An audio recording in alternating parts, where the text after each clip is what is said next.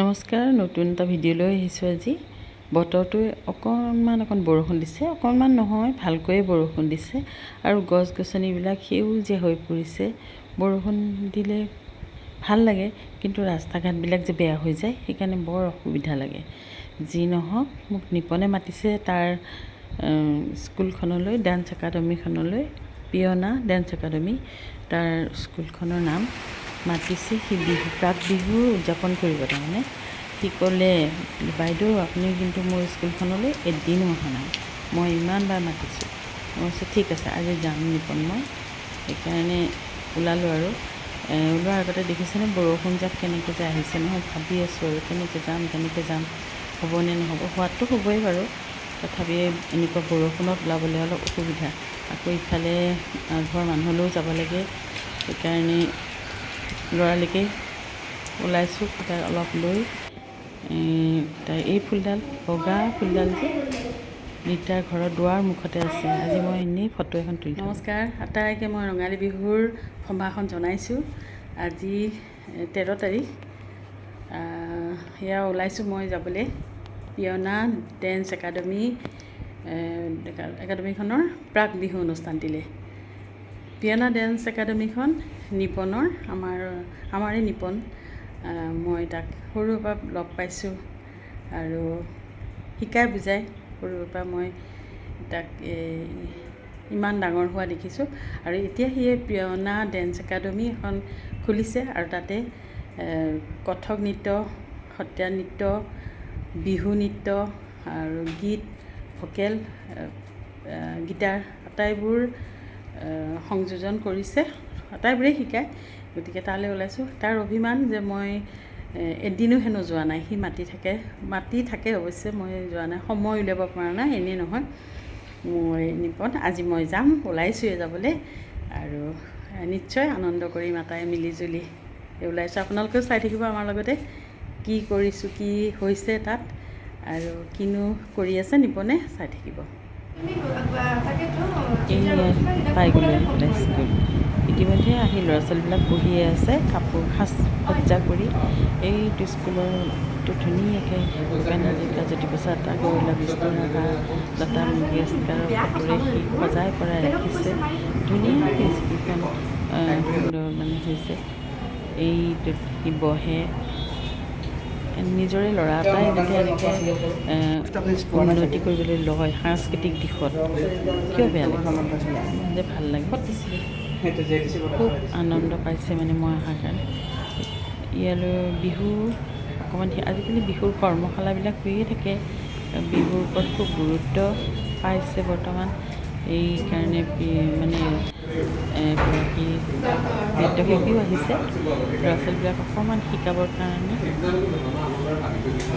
বিহু যে ইমান শিকিব লাগে আমি যে ভবাই নাছিলোঁ। আমি সৰুতে দেখি নাচি বাগি হুঁচৰি গাই ফুৰিছিলোঁ যে। বিহু তেনেকৈয়ে আৰম্ভ হৈছিলে আমাৰ। ঘৰত যাওঁ, চাদৰ মেখেলা পিন্ধি, মাহঁতৰ চাদৰ মেখেলাবিলাক মাহঁতে পিন্ধাই দিয়ে আৰু সেইবিলাক পিন্ধি ওচৰত লগ সমনীয়াৰ সৈতে টকাটো হাতত লৈ গৈছিলোঁ। অকণমান কিবা ক'বলৈ দিলে মোক। অনুষ্ঠিত কৰা বিহু প্ৰাক বিহুৰ অনুষ্ঠানত ইয়াত উপস্থিত হ'বলৈ পাই মই অতি আনন্দিত হৈছোঁ। আৰু আটাইকে ইয়াত উপস্থিত থকা আটাইকে মই বিহুৰ অভিনন্দন জনাইছোঁ। আৰু লগতে নিপন কি বুলি ক'ম, মানে সৰুৰ পৰা একেবাৰে মানে থিয়দনা দিবৰ পৰাই মই লগ পোৱা দেখা। আমাৰ এটা মইনা পাৰিজাত আছিলে মোৰ, তেতিয়া মই প্ৰায়ভাগ চিনিয়ে পাওঁ, হয়নে? যোৱা বছৰ আহিছিলে ন? তেওঁ আহিছে শিকাবলৈ, অকণমান বিহু নাচ শিকাবলৈ আহিছে। অকণমান সময় পিছতে বিজু আহি পাব, আমাৰ বিজু মা। কি কৈছা? ক'লৈ চিনি পায় তাইক? সাংবাদিক হিচাপে ইতিমধ্যে খ্যাতি অৰ্জন কৰিছে, আপোনালোকৰ মৰম পাইছে বিজু মাৰ। যোৱা বছৰ শিকাইছিলে, আকৌ আমি ৰিপিট কৰিম। সংগীত কেইটা বুলি কৈছিলোঁ, মনতো থাকিব লাগে। ভংগীমা কেইটা? আজিকালি নতুনকৈ 10টা শিকোৱা হৈছে, কিন্তু আমাৰ মূল ভংগীমা সদায় 8টা হয়। কোনোবাই যদি সোধে ভংগীমা দিছে, একক লগ লগাই 10টা কৰি দিছে ভংগীমা হিচাপে 10টা ভুল নহয় কিন্তু আমাৰ মূল ভংগীমা 8টা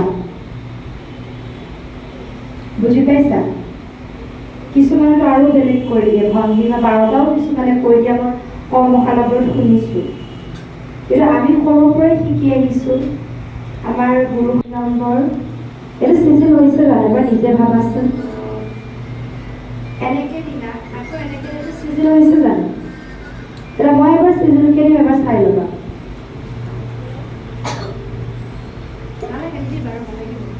এইটো হ'ল 1 নম্বৰ 2 নম্বৰ হ'ল নাই 3 নম্বৰ অলপ দেৰি হ'ল তাৰপিছত 4 নম্বৰ হ'ল 5 নম্বৰ হ'ল 6 নম্বৰ 7 নম্বৰ 8 নম্বৰ চিজিল হৈছে নাই এনেকে দি আকৌ তোমালোকে কুচনিৰ ফালে দিবা সেইটো শুদ্ধ নে নে এইটো এইকেইটা শুদ্ধ পা বুজি পাইছা মই বেলেগে ইমান যে নিয়ম হৈছে নহয়নে ইয়াৰ কঁকালত ধৰি কঁকালটো ভাঙি ভাঙি নাচিছিল তেতিয়া আছিলে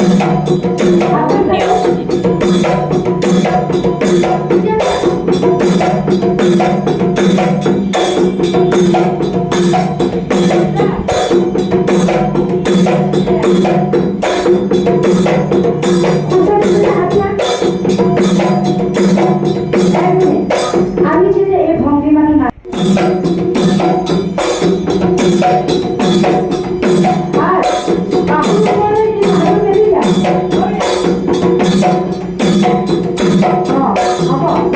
মনত থাকিলে এদিনতে পতাখন এনেকৈ উঠাই দিম দেই এতিয়া 1 2 চোৱা আমি যেতিয়া মকৰা বুলি ভৰিখনৰ লগত আমি যেতিয়া কঁকালটো ভাঙিম নিজে এই এনেকৈ অভ্যাস কৰিলেহে হ'ব এদিনতে একো নহয়